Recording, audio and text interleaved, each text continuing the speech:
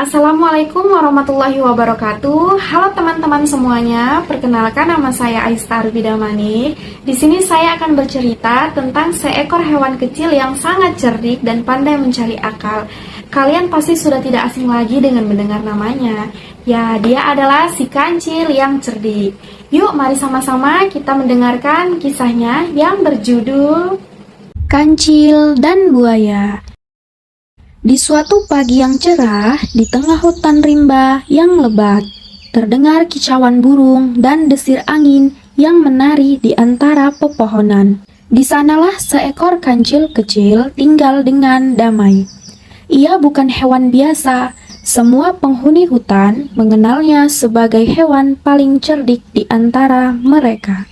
Setiap pagi, kancil selalu bangun lebih awal untuk berjalan-jalan. Ia suka mencari sarapan sambil menikmati udara segar. Tapi pagi ini berbeda.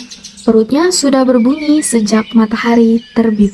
Aduh, lapar sekali, gerutu kancil. Biasanya ia sudah menemukan buah segar sejak pagi.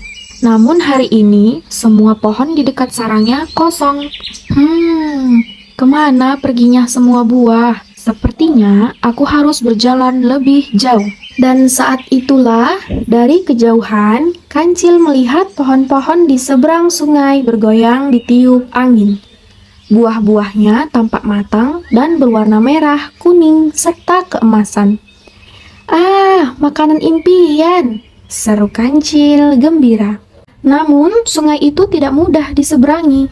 Sungai di hutan rimba dijaga oleh para buaya. Jumlah mereka banyak. Dan mereka selalu lapar.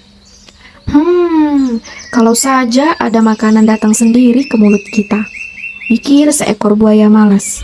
Kancil tahu ia tidak bisa berenang menyeberangi sungai. Tapi ia punya satu senjata rahasia, yaitu otaknya. Ia pun mulai menyusun rencana cerdik. Dengan suara keras dan percaya diri, kancil memanggil para buaya.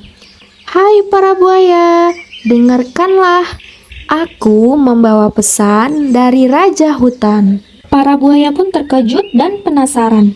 Siapa yang berani datang ke sungai mereka dengan suara lantang seperti itu? Raja Hutan, kamu siapa? Dan pesan apa yang kamu bawa? Tanya seekor buaya. Aku kancil. Beliau ingin menghitung jumlah buaya di sungai ini. Katanya, Raja akan memberikan hadiah untuk seluruh keluarga buaya. Tapi aku harus menghitung kalian satu persatu dari sini sampai ke ujung sungai di seberang sana. Wah, kita mau diberi hadiah. Ayo teman-teman, kita bentuk barisan di sungai agar si kancil bisa melewati kepala kita sambil berhitung. Seru seekor buaya penuh semangat. Para buaya pun segera berbaris di sungai, dari tepi hingga ke seberang. Mereka tidak sabar menunggu hadiah dari Raja Hutan. Tanpa sadar bahwa mereka sedang tertipu oleh si kancil yang cerdik. 1, 2, 3, kancil mulai melompat dari satu buaya ke buaya lainnya dengan hati-hati. Ia sudah hampir sampai di ujung sungai, tapi tak jauh dari situ, ada seekor buaya tua yang memperhatikan dengan curiga.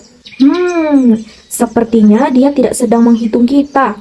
Awas kalian, kancil itu menipu. Ayo kita tangkap dan makan saja kancil nakal itu. Kancil langsung panik ketika mendengar buaya tua berteriak dan memerintahkan teman-temannya untuk menyerang. Padahal hanya sedikit lagi ia sampai di seberang sungai. Dengan sekuat tenaga, kancil melompat sejauh-jauhnya. Ia berhasil mendarat dengan selamat di seberang. Akhirnya aku selamat juga. Untung kakiku bisa melompat sangat jauh, katanya lega. Di hadapannya terbentang kebun buah yang sangat indah. Kupu-kupu beterbangan dan buah-buah yang matang berwarna merah dan kuning keemasan tampak siap dipetik. Wah, buahnya lezat sekali, seru kancil sambil memetik dan mengisi embernya penuh dengan buah. Namun, setelah kenyang, kancil mulai terdiam. Ia teringat pada para buaya di sungai. Sebenarnya tanpa mereka aku tidak akan bisa menyeberang ke sini. Lebih baik aku berbagi saja, pikir Kancil. Kancil pun kembali ke tepi sungai sambil membawa ember berisi buah. Para buaya langsung marah melihatnya datang. Berani sekali kamu datang ke sini lagi, Kancil, geram buaya tua. Kancil pun menunduk dengan sopan. Saya minta maaf atas apa yang terjadi tadi. Saya ingin berbagi buah-buahan ini dengan kalian. Semua ini hasil dari kerjasama kita, bukan hanya saya sendiri. Buaya tua pun tersenyum. Kancil, kamu sebenarnya anak yang baik. Gunakanlah kepintaranmu untuk hal yang bermanfaat, bukan untuk menipu. Lain kali, mari kita bekerja sama, bukan saling menipu. Akhirnya pun Kancil dan para buaya makan buah bersama-sama di tepi sungai. Sejak hari itu, mereka hidup rukun dan saling membantu satu sama lain di hutan yang indah. Nah, dari cerita Kancil dan buaya, kita dapat belajar bahwa kepintaran harus digunakan dengan bijak, bukan untuk menipu ataupun untuk merugikan orang lain. Dengan kejujuran dan kerja keras, semua bisa hidup damai dan bahagia. Terima kasih sudah menonton. Assalamualaikum warahmatullahi wabarakatuh.